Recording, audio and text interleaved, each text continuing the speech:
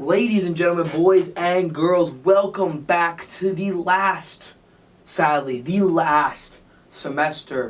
of the Scharf Show, as it is my senior year, which means this is my last semester in Bloomington. So maybe the Scharf Show will continue somewhere else.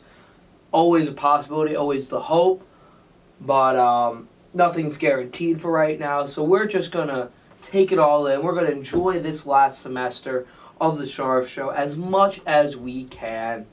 Again, thank you guys for listening. It's been a couple weeks. It's been more like a month. Really, more than a month since we've last been on an air. A lot's happened. World Cup finished. Messi got his. So glad to see Messi win that World Cup. Awesome to see. That match was one of the greatest soccer and football games of all time. Awesome duo battle between Messi and Mbappe. We've had a lot of NFL playoffs go down. We've had continued MLB free offseason news. We've had the NBA and the NHL seasons take storm, as right now the NHL break for the All-Star game is right now as we are talking. It's just starting, and then NBA is coming up soon. So we have a lot that's gone on over these past 5-6 weeks. It's been a couple, and to not be able to get my to get on air to give you my thoughts, to kind of share what I'm thinking, it's hurt. It's really hurt, and I'm excited to be back.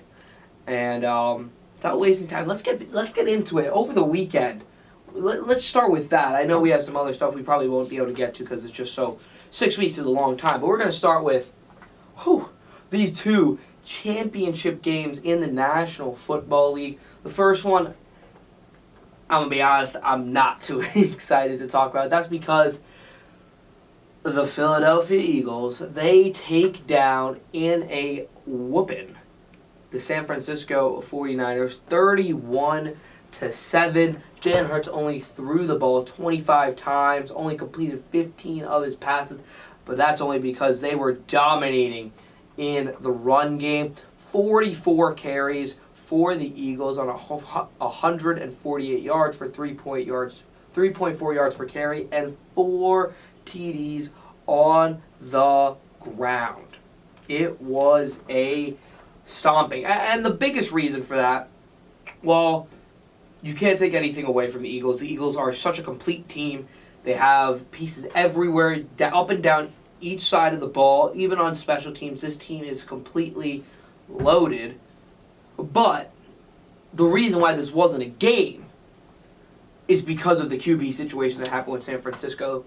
Brock Purdy, who's done a very good job coming in for the injured Trey Lance and for the injured Jimmy Garoppolo, he gets hurt.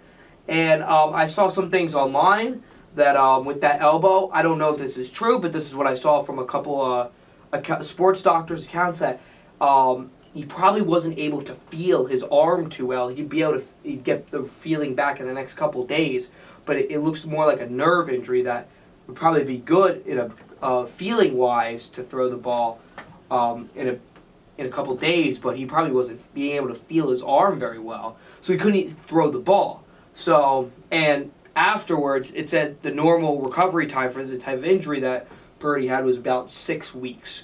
So they take Purdy out, and in comes Josh Johnson, who's been a career backup, a career third string his entire career.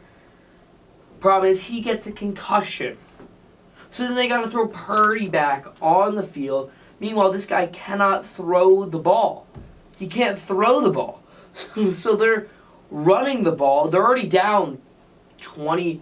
They're down 14-7 by the time,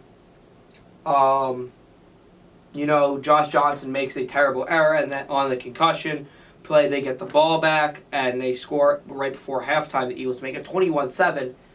You're down 14 points. You got to throw the ball. But they literally cannot throw the ball because they don't have a quarterback. They didn't have a quarterback. So, again, not just trying to take anything away from the Eagles as much as I would like to. They played a complete game. They deserved to win this game. But I don't know if San Francisco was the better team. I don't know if they could have beaten them because they didn't have a quarterback for the entire second half. They had Josh Johnson playing meaningful snaps. That's not, even if he is, like, you'd rather have him in the second half than Brock Purdy, who can't make a throw.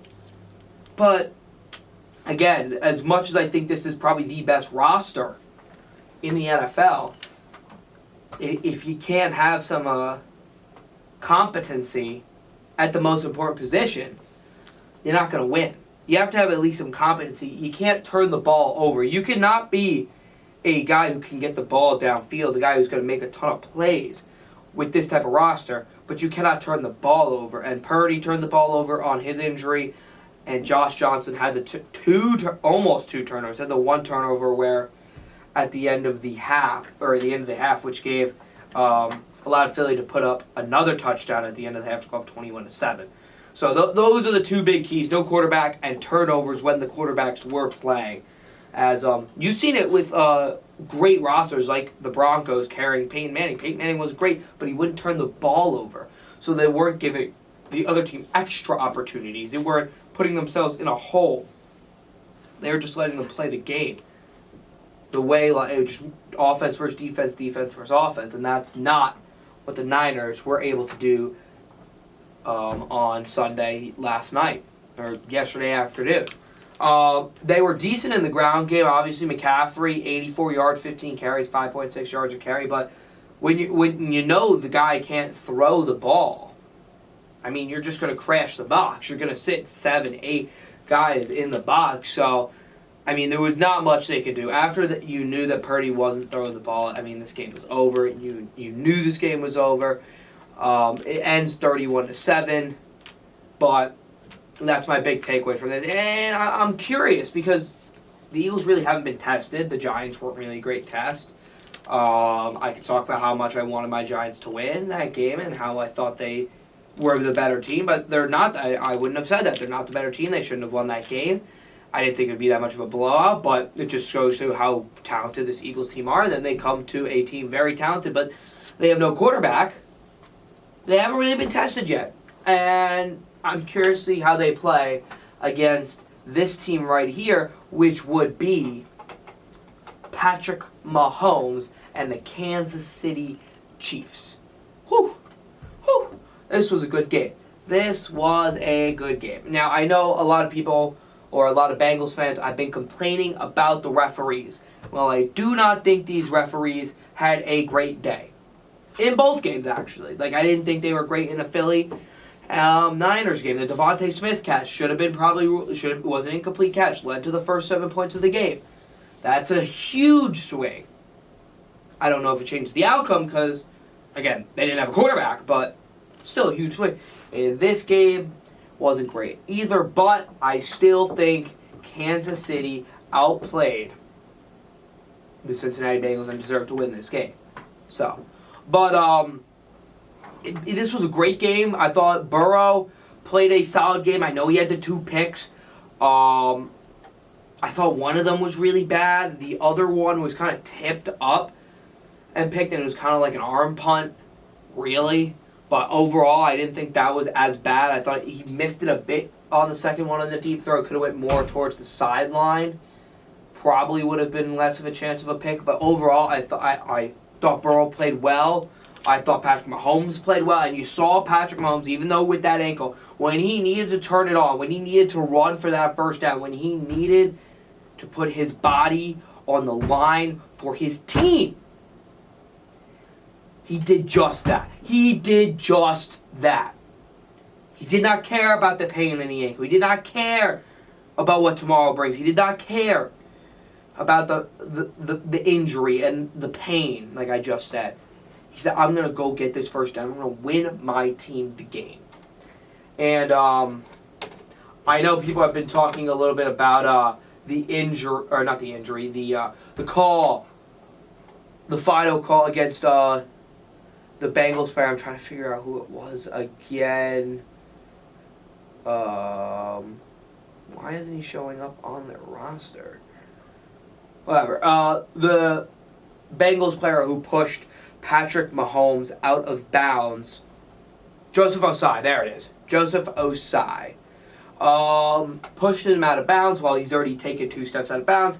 15-yard penalty. Puts them from a 55-yard field goal in that win, which would have been pretty difficult, to like a 42, I think it was. It was a pretty deep field goal. They probably would have ran another play to try to get a couple more yards.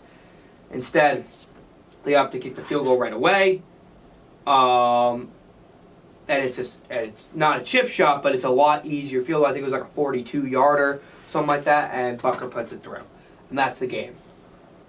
It's a tough play, and you feel for him, because you saw after the game, this guy was in the locker room using tears, trying to, talk to the media. I commend him for talking to the media, because that's what you're supposed to do. And I know it's tough when you cost your team up like that. But it's tough. Overall, the Bengals, I just didn't think they did enough they didn't do enough in the run game. I thought they should have ran the ball a bit more, and I don't know. I just think the Chiefs made more plays. Both too good. It's hard to point out without looking at all the tape and looking at certain plays during each quarter and each half, like why the Bengals did not win this game. Ultimately, I thought they just couldn't make the big plays when they needed to. When they needed to convert a third down. When they needed somebody to a big run, they couldn't get it. I know they made a great play. T. Higgins had a fantastic touchdown. Jamar Chase had a big day for 6 catches for 75 yards. Even Tyler Boyd had some action with 2 receptions for 40 yards. But they just couldn't make the plays. And on the other side, MVS, Marquez Valdez-Scantling, came up huge.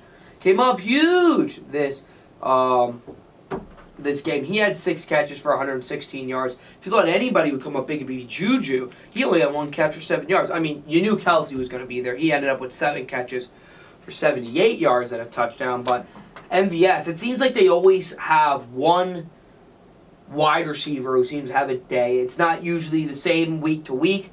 Next week could be Juju Smith-Schuster, or it could be Mecole Hardman. Maybe Sky Moore steps up in the Super Bowl from the rookie. Who knows? But they have so many different weapons that are not S-tier weapons, but when you got a guy like Mahomes, it just opens up, and anybody can have themselves a day at any given Sunday. And it was awesome. This game was awesome to watch. Great to see Patrick Mahomes. I'm not gonna tattletale. I'm not gonna lie. I will be rooting for this this Chiefs team to beat the Eagles. As most of you know, I cannot stand the Eagles, but I will be rooting for this Patrick Mahomes team. And something that goes, I don't know if a lot of people talk about, but I think Patrick Mahomes, it's a big step. I understand this, but I'm going to say it live on air. It's going to be on YouTube as well. I think Patrick Mahomes can go down as the greatest quarterback of all time. He has the talent to do it.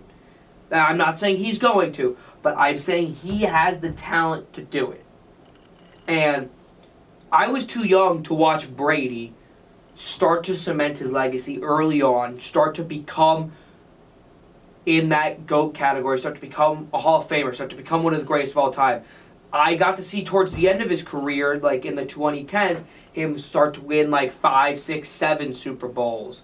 Or 4, I forget if it's 4, 5, 6, 7, but start to become from one of the greatest of all time to the GOAT. But I didn't see the rise of Tom Brady, which would be cool. I mean, I got to see a lot of Tom Brady, which I'm not denying, but I didn't get to see the rise of Tom Brady. And I feel like right now, if Patrick Mahomes wins this Super Bowl, you're going to see the rise of Patrick Mahomes to start to elevate, going from a very good player with a lot of talent who has a lot of potential to go down as one of the greats to, hey, he's got 2 Super Bowls now. That is a very limited list. That is an elite list to be a part of, 2 Super Bowls to your name.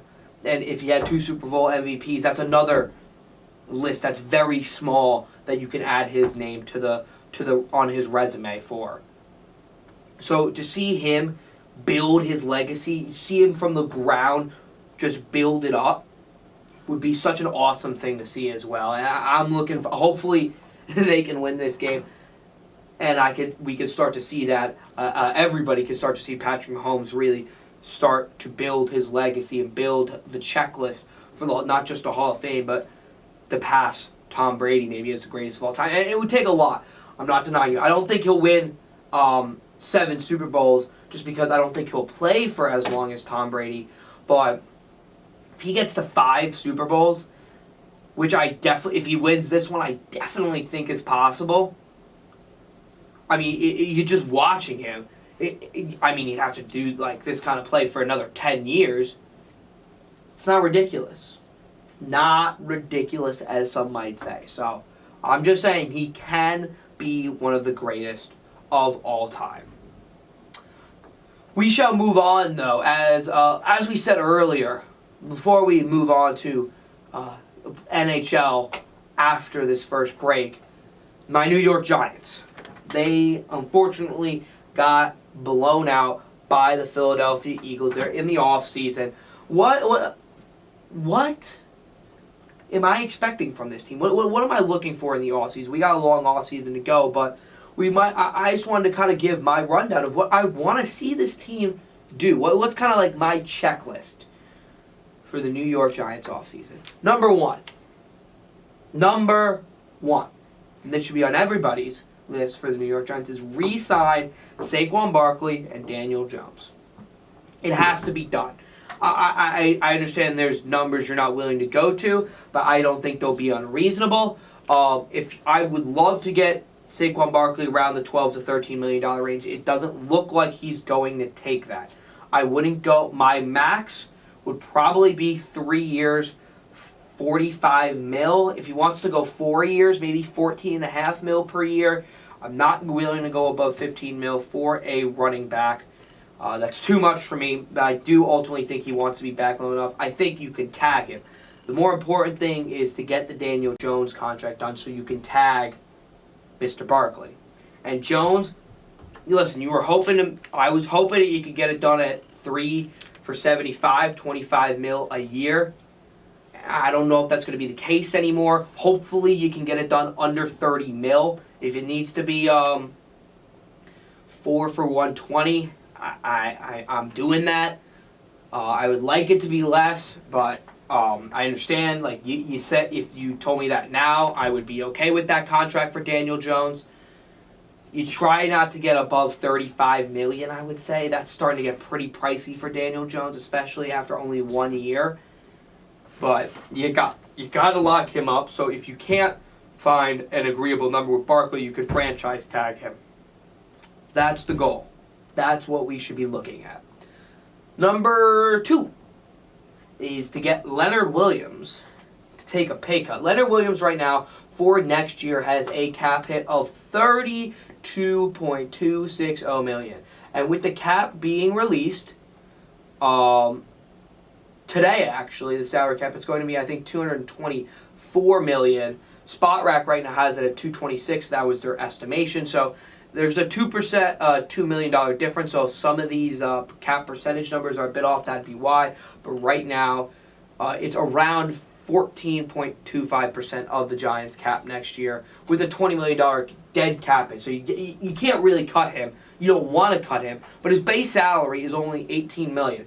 So if you could say, hey, listen, we'll pay you $18 to $20 million next year, and then you can get your 12 to $14 million next year. So you space it out over 2 years. You're still getting top dollar. You're still getting paid great amount, and you're going to help this team win. I think you could probably convince Leonard Williams to do that. He did say he would consider taking a pay cut in order to play with Dexter Williams in their exit meetings. I don't know how much of a pay cut, but hopefully he could take something like that. That'll free up hopefully between 10 to 14 million extra dollars of cap space, because right now you're sitting at 42 million at cap space, so that would get you to 56 million. Step number 3 is to trade Kenny Golladay. Now you might have to take on some of that $21 million cap hit, but I think if you can get him to go to the Bears, if you can get the Bears on the phone, they have a bunch of money, over $90 million in cap space. They're looking for wide receivers. There's not a lot on the market. Kenny Golladay only has 1 year left in his deal until you can opt out. Why would they take a flyer on Kenny Golladay? You might have to eat some cap, but hope maybe not.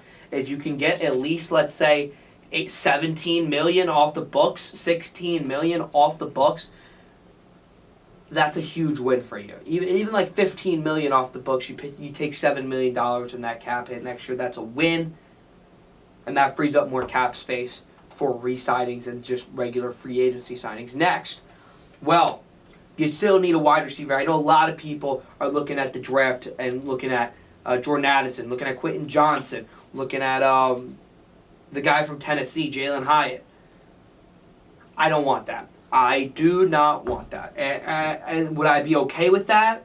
Yes. But I think we need a veteran wide receiver. You only might play for our team a couple years, and then you can go back to the pool and go draft a wide receiver. But you need a guy who's been proven, I think, and a veteran wide receiver on this team, a veteran number one. And I would like to see in the draft us go draft a cornerback to go aside a Dory Jackson, because I think that's just as big as need as wide receiver. I want us to go trade for one, and I don't want to trade a first-round pick for one. So the names I'm looking at are DeAndre Hopkins. I would be all over him. You're looking at Michael Thomas. I'd be all over him. Both of those guys are going to command a hefty penny, though, on the salary cap. So it's just as important if you're going to get those, you have to move Galladay. Then, Jerry Jeudy. We liked him at the trade deadline. If you can get him again for a second and a fourth, a 2/3, I'd pull the trigger on that. He had a very good year. I think he's going to get better. I think he can fifth-year option. You have a little of control over him before he starts to get that big payday, which is big. Or if you don't want to fifth-year him, instead you can offer him a contract maybe on the lower side before he breaks out. That's not a terrible idea. It's not a terrible idea. Then you have Michael Pittman and T. Higgins. I would call, but if they're asking for a first, which I would, and more probably, I'm probably going to ask for a first and a fourth, first and a fifth. That's not ridiculous. I'm saying sorry, I can't do that, and I hang up the phone. While I would love those guys, I'm not giving up my first round pick because there's just too many holes I need to fill to give up that first round pick. Then step 1, 2, 3, 4. For step 5, we got this. We're good with our math. Step 5 is to re-sign Julian Love. He is a captain of this team. He was a great safety for us. I think he can really be a leader on this team for years to come. I try to get him around $6.5 to $7 million per year for 3 to 4 years. I'm not going above $7.5 million. You can let him walk then. I like the player, but he's not a superstar. He's a very good player, but I think there's other positions. You're going to need the money, and if you have to move on, you have to move on. But if you can re-sign Julian Love for under $7.5 million, you go and you do that. Last thing is you got to sign at least a veteran run stuffer, as our run game was awful, our run defense. Just a veteran doesn't need to be some expensive guy. 2, 3, 4, 5, no more than like $5 million for 1 or 2 years. Just a guy, a big D tackle or a big run stuffer, nose tackle that's just going to eat up linemen, eat up space, and make it tough for the other team to shove the ball down our throats on the run game. The other thing you need is a decent linebacker. I don't know if you have enough cap space for that, but that is the one position if you're going to look to free agency to upgrade. There's a ton of good linebackers in this free agency class. Tremaine Edmonds, Devin White, what's the one? The one from the Steelers, Devin Bush. A lot of decent linebackers here that can make a difference. If you find the cap space to do it, you go get yourself a linebacker. All right, that's what I'm looking for the Giants this offseason. We can go more into detail that as the offseason comes, but those are my big points. When we come back, we'll be talking the NHL as they are officially on the All-Star break. How are teams doing, where they're at, where are my Devils at, what teams are hot, what teams are not. All we come back on the Scharf Show, 99.1 FM, WIUX. All right, welcome back to the Scharf Show here on 99.1 FM, WIUX.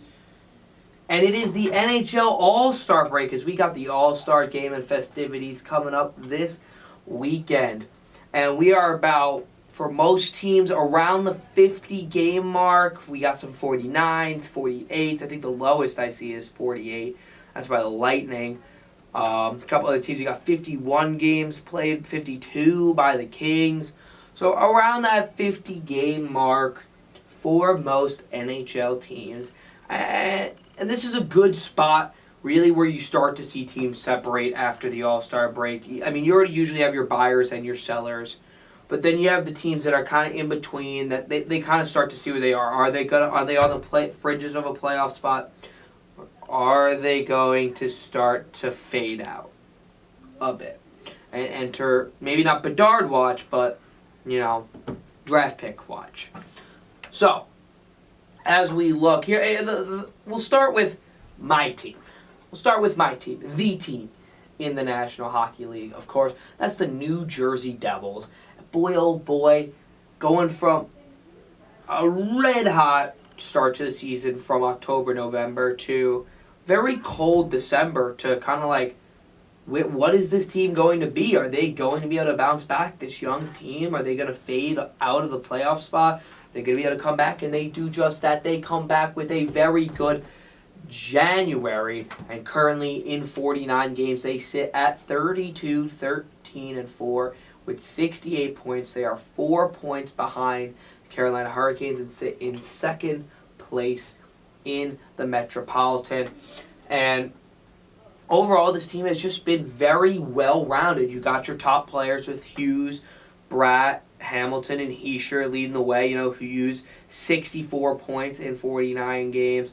Bratt with 50 in 49. Dougie with 47 in 49. And Nico Hischier with 46 in 48. Then you got Dawson. You got the middle tier guys, the wingers like Dawson Mercer, Thomas Tatar, Sharon Govich, around that mid-20s range. You're getting good defense from Ryan Graves, Damon Severson. Hopefully John Marino can come back. You're getting Palat back. He put up a goal in his most recent game. Or was that the Stars game? I think so. I don't know if it was in the past couple games. Palat has put up a goal again to get back on that sheet. And most importantly, unlike last year, you're getting very good goaltending. Vitek Vanacek, 32 games, 21 wins, 5 losses, 2 OT losses. He has a 2.29 goals against for average and a .917 save percentage. Those are fantastic numbers. Numbers you really like to see. Blackwood, while his numbers aren't great, if you look at his advanced stats, they're a lot better. It goes to show you that he's kind of getting a bit unlucky this year. He's played a little better than the numbers would indicate.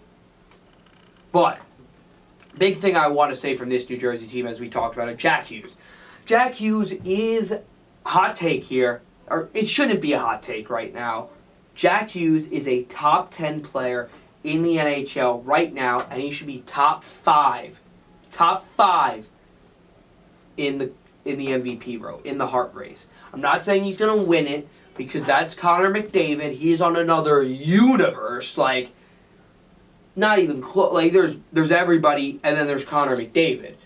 So he's not on the level of McJesus, because that's what we should be calling him. But he is one of the 10 best players in the NHL. The way he can create, the way he makes plays for his teammates. I mean, the overtime pass to win against the Golden Knights, he's on his knees getting his head rammed into the boards, backwards pass, a perfect setup for Dougie Hamilton as he rifles home the game winner. This guy does everything, and now something that people didn't think he was going to have when he came into the league was just be a pure goal scorer. He has 33 goals in 49 games played. He is projected to have over 50 goals this year. He's projected to break the New Jersey single-season goal record. He is on fire, on fuego. This kid is my age. This kid's 21. I'm 21. I mean, I'm not going to be able to do this ever.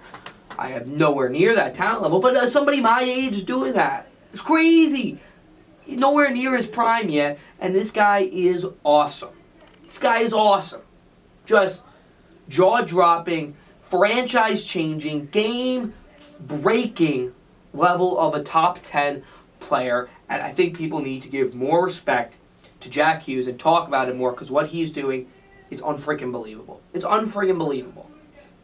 And he is the biggest reason why the Devils right now have one of the best records in the league, really. In the league. They currently sit with the 4th best record in the league. Behind, come on.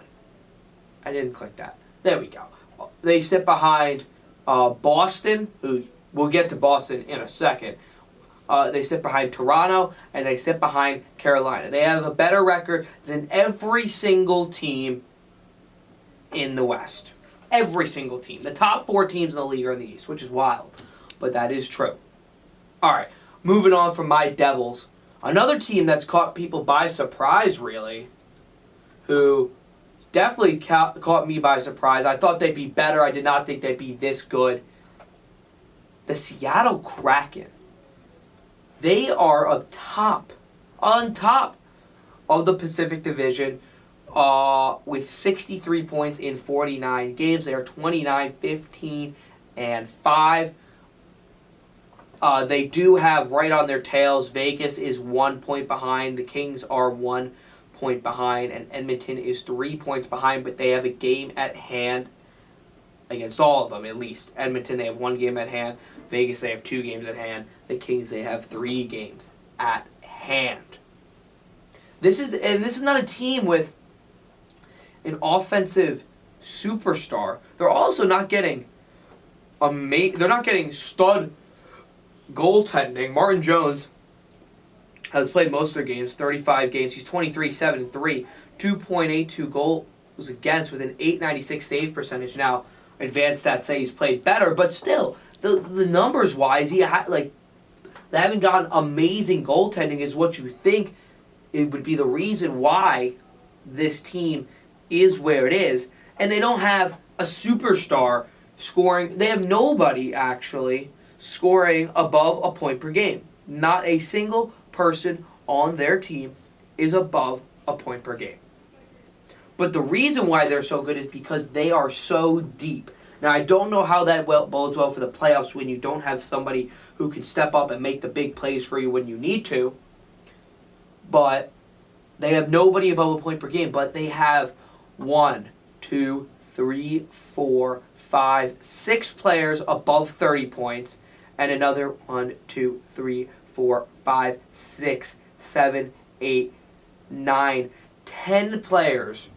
10 more players with 20 points. So they are getting contributions from everywhere. And their team has been very good up and down the lineup. Manny Beniers has been fantastic this year. 47 games. He has 17 goals, 19 assists for 36 points. He's been very good. Another player who's really broken out after coming to Seattle is Jared McCann, winger who can play a bit of center. 46 games, 23 points, 12 assists for 35 points. This guy really had kind of broke out. Had a decent season last year with the Kraken, but has really taken on his role way bigger this year. Being selected in the draft by Seattle from Pittsburgh. Really, last year had a great year with 50 points. Career high was before that 35 points in 66 games rather, but 50 points in 74 games this year. 35 points in 46 games. On pace to break he had 27 goals last year. On pace to break that, he has 23 right now. He has really been the biggest goal scorer for the Kraken. I mean, you're getting it from a bunch. You're getting just contributions though from a bunch of guys. Their free agent signing of Andre Burakovsky. He's leading their team in points with 39. You know, Jordan Eberle, who they picked up from the Islanders in the draft 2 years ago, 38 points in 49 games. Vince Dunn has been huge for them coming over in the draft. You know, was a young defenseman, had a lot of potential, just wasn't getting enough minutes where he was. Now comes over to Seattle and is playing first pair defensive minutes. He's averaging almost 24 minutes a game, 36 points. He's playing with Adam Larson, who's been very solid for them. You know, Justin Stroltz has been good. Bjorkstrand, that was a very good trade to get him over from Columbus. I don't know still why Columbus didn't made that trade. He has 26. You want hoping for a little more from him. He only has 26 points, 49 games, but this guy can make a big impact on your team. And the depth on this team, like I keep saying, is just phenomenal. They still have Shane Wright, who's probably going to come up next year. I didn't have the greatest success this year, but that guy's going to be a good player. This is a team that I don't know how well they do in the playoffs, but made a huge jump this year. And it's great to see expansion teams that kind of have success, don't have to wait too long for success. I don't like it when it's right away, like Vegas making Stanley Cup final that quickly. But I don't want to see their fans suffer. You want to see them be able to get engaged, because when they stink for so long, it's hard for fans to get engaged to a new team because they stink. But Seattle's good, so it's going to draw a lot of fans, a lot of Seattle people to the games and watch, just become NHL fans. So that's great to see for the sport of hockey. And I'm excited about this Seattle team. I'm excited to see how they play the rest of the year and how they play in the playoffs. How does that work? Who do they lean on? What's their game plan going to be? Is it just going to be play very good defense, help the goalie out, try to get 1 or 2 goals? Are they going to just run the lines? Are they going to do any matchups? I'm very, very curious about how this team works, because it's unlike a lot of the top teams in the NHL. Then the last team. How can you not talk about the NHL this year without the Boston Bruins? They are on a record-setting pace. They are at 50 games. They are 38-7-5. They have lost their last 3, which is on Boston like this year, considering they've only lost 12 games out of 50. That's wild. They stay with 81 points. They are 11 points ahead of the Maple Leafs for first place. They are 9 points ahead of the Hurricanes, who are the second best team in the league for points wise. That's how crazy good the Boston Bruins have been, and they've gotten it from all over. David Pastrnak has 71 points in 50 games, 38 goals. This guy is on a tear. He is going to get paid this offseason, at least I think 11 to 12 mil. He's going to break the bank. Marchand has been great. Krejci getting him back has been fantastic. Bergeron's Bergeron. Pavel Zacha's had a nice rebound. He got a nice contract. I think he's getting a tad overpaid in that contract, but still, that trade has worked out well for the Boston Bruins and for the Devils. I think it was a win-win for both. I don't think Zacha was ever going to have a season like this with the Devils, and the Devils getting a veteran guy like Haula works out. But if you had to give one side the winner, it'd be Boston. Even though Zacha not being the top, number 6 overall worthy right now, that's not what his role is right now. His role is to be a middle 6 swinger, and he's doing just that. You'd like to see a little more goals from him. He only has 9 goals, but 33 points in 50 games, not too shabby. It's just all down the lineup. They have guys who can contribute, and their top line is phenomenal. And then, of course, even though their depth can sometimes be tested, like I said, their first 2 lines are phenomenal. And then you got the goaltending. The Vezina Trophy favorite right now in Linus Ullmark, sitting at a 1.9 goals against average in 32 games and a .936 save percentage. This dude has been unreal. He is stopping everything. He has been a rebel. He was good in Buffalo. People knew he was good in Buffalo with that bad team. Now Buffalo's starting to get better, but with Buffalo, those bad teams, he kept him in a lot of games, stood on his head for a lot. And people were curious to see what he would do like with a good team, and he is playing at a Vezina level. He's been awesome, absolutely awesome. When you get elite goaltending with the elite play of your first 2 lines, and great defense from guys like McAvoy, guys like Connor Clifton, who's having a great year, Matt Grzelcyk, Brandon Carlo, who's a very underrated, even though he has 8 points, very good defensively, averaging 18 minutes a game, just chunking up those minutes in the D zone. It's going to be such a hard out for whoever plays them. I mean, this Atlantic division is going to be so interesting because you're probably going to have the Maple Leafs and Lightning play each other in the first round, and then you're going to have probably Boston play either Washington or Pittsburgh, and it's not going to be easy the first round, but you think they'll get through it. And then they got to play either Tampa or Toronto, which is going to be no easy game. But this team is a wagon and a half. They're not going to stop anytime soon. They're going to win the President's Trophy. I'm just curious on whether they have the greatest record regular season of all time for the NHL. That is the bigger question. I'm curious to see what they do at the trade deadline, if they do anything. But, yeah, how can you not just say everything positive about this team. This team is just too good for the NHL right now. All right, when we come back, we'll be talking a little NBA. Where I'm seeing some teams, what I'm surprised about, what I'm not surprised about, how my Nets doing. All when we come back on 99.1 FM WIUX. All right, welcome back to the Scharf Show here on 99.1 FM WIUX. In the NBA, we haven't really talked about much of the NBA this year, and that's going to start to change, obviously, with the NFL starting to wind down. MLB, no more World Series, no more free agency, and as you get later on to the year, I feel at the beginning of the year, the NBA is not as relevant maybe as the other teams, as a lot of big teams can start slow and still end the year very well and still have very successful seasons. But we're in the mid-30s range game for the NBA. We're getting to where it's starting to get a bit more important, and it's worth talking about here on the Scharf Show. So, and we're not trying to make fun of or talk bad about the NBA, but we definitely need to start talking about it more, and you're definitely going to hear it more on the Scharf Show. First thing is we're going to talk about is my Brooklyn Nets, of course, and the Nets right now, they sit and the 4 seed in the East. They are 4-6 in their last 10, and they're sitting at 30-19. KD continues probably to be out for at least another 2 weeks, maybe more.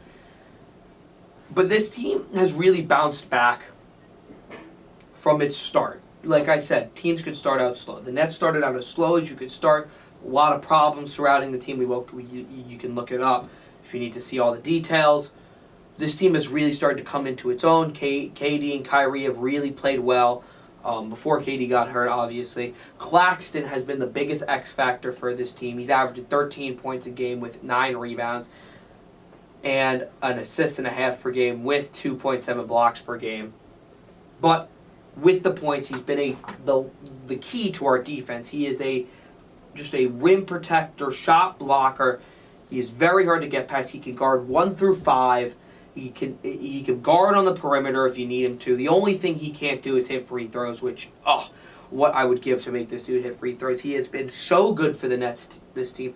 And I think the only big piece that they're missing is somebody to come in for when he needs rest. You need another guy who can plug up minutes, another big guy who can do that. And I think that's the only thing you're missing. You got the three-point ball. You got big shooters like Seth Curry, Joe Harris, Royce O'Neal, T.J. Warren, even Utah Wannabe, who's been such a great addition, cooled off as of lately, but has been, especially earlier in the year, it was a big part of keeping this team afloat and had a big role on this team. And I think continues, even though he doesn't get as many minutes as he once did, only gets around 18 minutes now compared to what he used to get, he's still having a pretty decent impact. And this is a team, I think, again, all that matters is the postseason with the Nets. But now it's just about surviving until KD gets back, which I think they could do. And it's not, I don't think that's a ridiculous thing to say. If you look at their schedule for recent games coming up, they got L.A., Boston, Washington, and by LA, the first one, the Lakers. Then they got the Clippers, the Suns, Chicago, the Sixers, New York, Miami, and Chicago. Boston's a tough one. Obviously, the Phoenix is a tough one. The Sixers are a tough one. But a lot of these games are winnable. A lot of those games are winnable. If you can get towards the end of February, keep afloat as a top 4 team in the East, you're going to get KD back. I think you should start to roll again. Now, a team that started to slide, who I didn't think they'd keep their spot where they were, but I didn't think they were going to slide this far, and that's the New Orleans Pelicans. They have lost their last 8. They are 1-9 in their last 10, and that is because, Zion Williamson has not played in a very long time, and this team has fallen apart without him.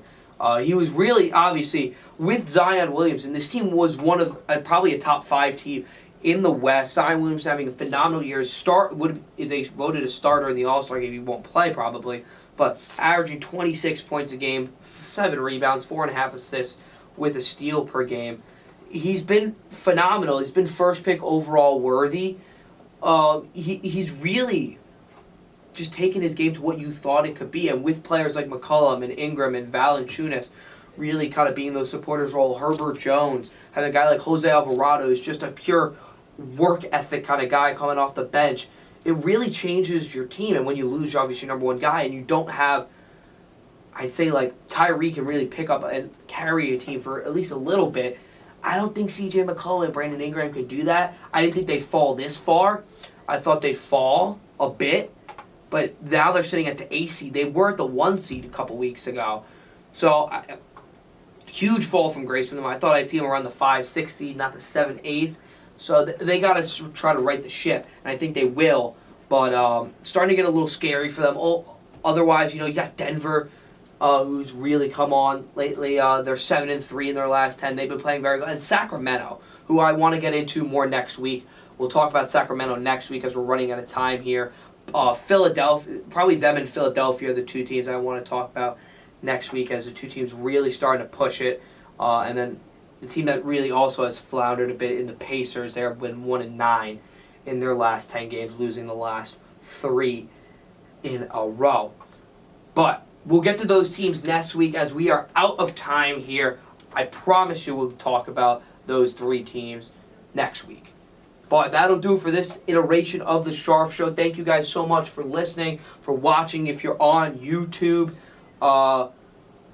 we got an exciting semester ahead of us. We have an exciting semester ahead of us, and I can't wait to really get the show on the road again. We're going to take all advantage of all of this time. We're going to live in the moment. And, thank you guys so much for watching. I've been Josh Scharf here on the Scharf Show, 99.1 FM WIUX. I will see you on the other side.